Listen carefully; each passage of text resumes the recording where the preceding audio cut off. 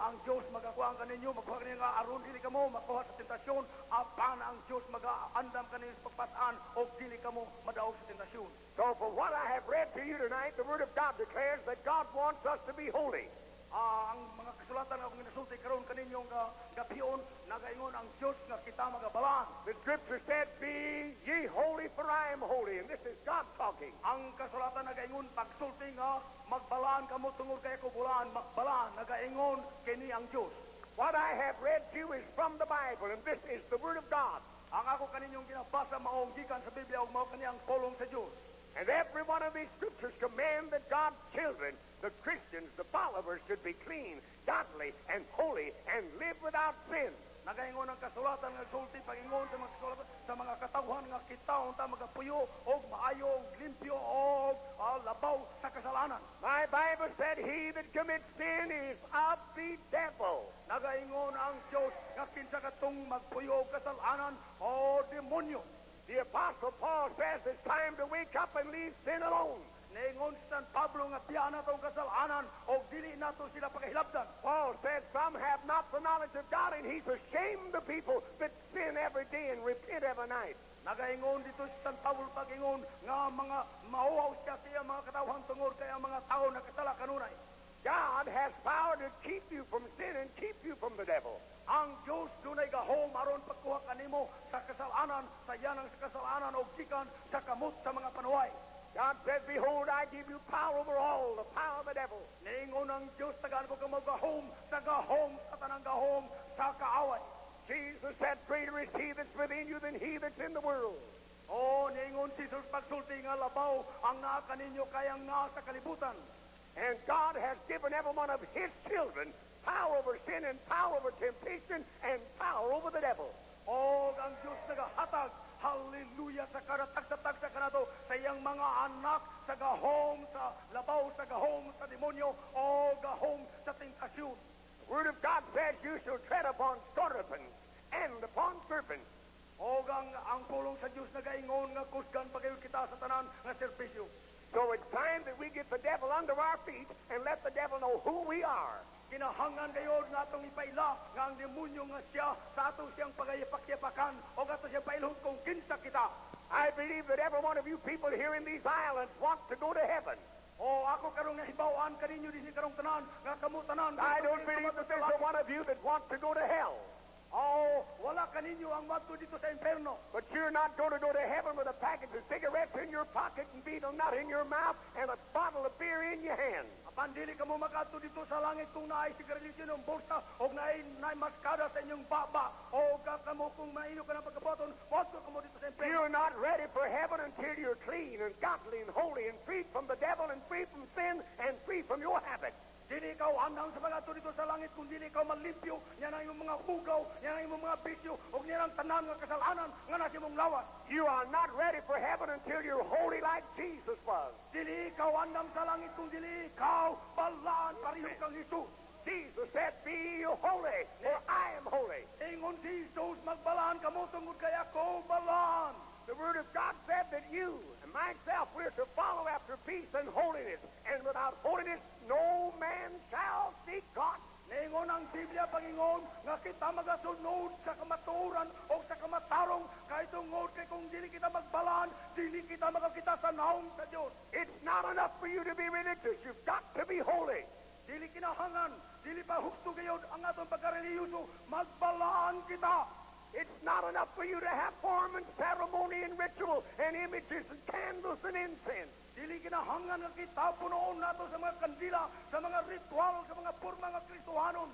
You've got to be holy. Kinahangan ngayon nga kita magbalaan. Jesus said, "Be holy, for I am holy." Jesus nagaingon, balaan ako. He said, "Awake to righteousness and leave sin alone." Magdoon kita nga to sa kamatarong o gatong biyanang kasalanan. Without holiness, no man, no woman, no girl or no boy will ever see heaven and ever see God. Ay, kung hindi kita magbalaan, wala gayon, bisan kinsa, bata o kakong tao, nga muadto dito sa kingkarian sa langit. Thousands of you people are religious, but you're not holy.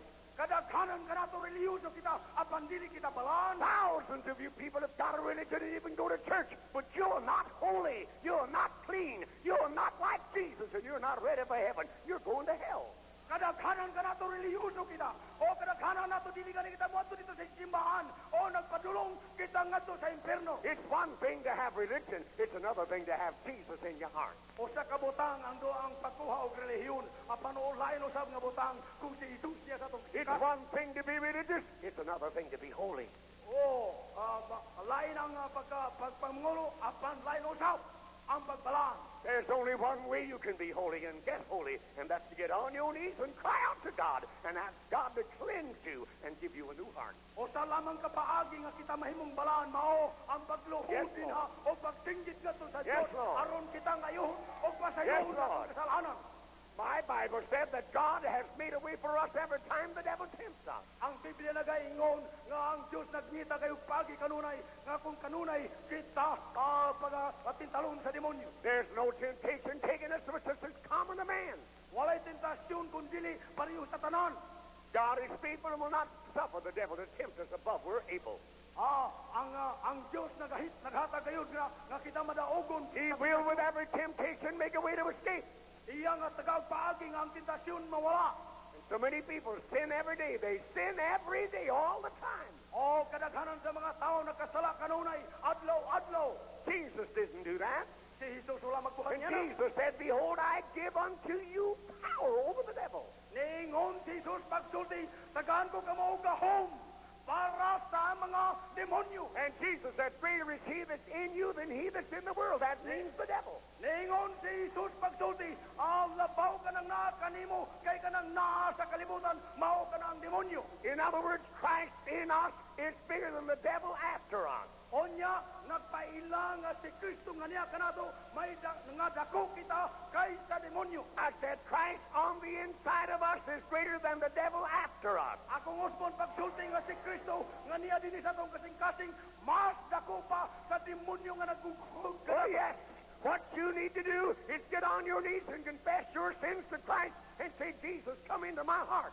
Mao nga kinahanglan ngayon nga magluhod kita o atong isugid ang atong kasalanan ngadto kang Kristo Jesus karon mawagdang ang atong mga kasalanan. I've never seen so many people come over this ramp in the afternoon for prayer cards.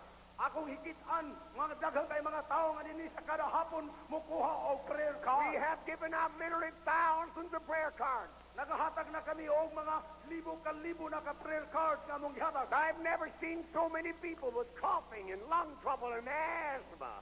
O wala ko'y na sa ibong kalibutan na nakita nga sila daghan pulos kayo mga sakit sa mga asthma o sa mga tuberculosis. I've never seen so many little weak, thin, chested men and women. Wala ko'y nakita nga mga babae o mga lalaki sa tibok kalibutan kundi dinhi lamang nga sila pulos masakiton silang duha. 50% of the people have got TB, asthma, and lung trouble. Asthma, o kanang sa baga o kanang sa tanan sa dughan. But nearly everyone that come for a prayer card's got a package of cigarettes in their pocket, and that's unholiness. That's sin. O kadaghanan sa niari diri sa linya sa pag-ampo, doon na pa'y sigarilyo sa ilang bulsa. Dili ka na kamotoran, dili ka na matarong, nga na ka na ito sa kasalanan. I believe it's a sin to smoke cigarettes. Naingon na nga kung Biblia nga, sala gani ang pagtabako. It's an unclean, filthy habit. It is sin. Hugaw ka na, o ka na kasalanan. And when you get saved and Jesus comes into your heart, you're not going to do it anymore. Kung ikaw maluwas kung si Kristo na siyong kasing-kasing, dili na ka na nimo pagkabuhaton. God's not going to give you a new pair of lungs so you can do a better job of smoking more cigarettes. Dili ikaw tagaan sa Diyos o maayong nga baga aron ikaw mo sigarilyo pag-usab og tabako sa maayong sigarilyo. If you people here in the Philippine Islands want God to heal your lungs, you're going to have to throw your cigarettes and tell him you'll use your lungs for his glory. O kung gusto ninyo ngayon ka ng inyong baga, ayaw na pagsigarilyo. Kay kung gusto ninyo ngayon nga gamiton ka na ang inyong mga baga. If you're going to go on smoking your cigarettes and living in sin, you'll have to die with tuberculosis and asthma. Kung ikaw nagatabako gyapon o nagasunod ikaw sa mga kasalanan, ikaw nagadonas kamatayon. Nearly every one of you that come for a prayer card with cigarettes in your pocket are religious. Kadaghan kaninyo nga diri ko og prayer card at puno sa sigarilyo inyong bulsa, mga relihiyoso kamo. When God saved me, I threw my cigarettes away. Oh, sa pagluwas ni Kristo kanako, akong gilabay ang akong sigarilyo.